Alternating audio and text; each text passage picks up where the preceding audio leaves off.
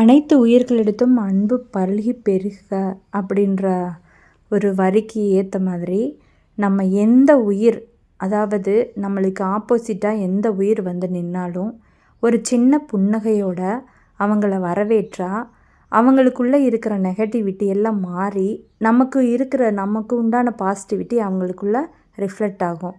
அவங்க கையில் கத்தியோட ஆயுதத்தோடு வந்தாலும் நம்ம பண்ணுற ஒரு ஸ்மைல் வந்து, என்னடா நம்ம இப்படி வார்த்தைகள் அள்ளி வீசுகிறோம், இப்படி நம்ம பேசுகிறோமே, இதுக்கு தான் சண்டைக்கு தான் வந்திருக்கோன்னு தெரிஞ்சும் சிரிக்கிறாங்களே, நம்மளை பார்த்து வரவேற்கிறாங்களே அப்படின்ற ஒரு மைண்ட் செட்டே அவங்களுக்கு ஒரு சின்ன ஒரு ரிஃப்ளெக்ட் பாசிட்டிவாக இருந்தாலும் அது நம்மளுக்கு பெனிஃபிட் தாங்க.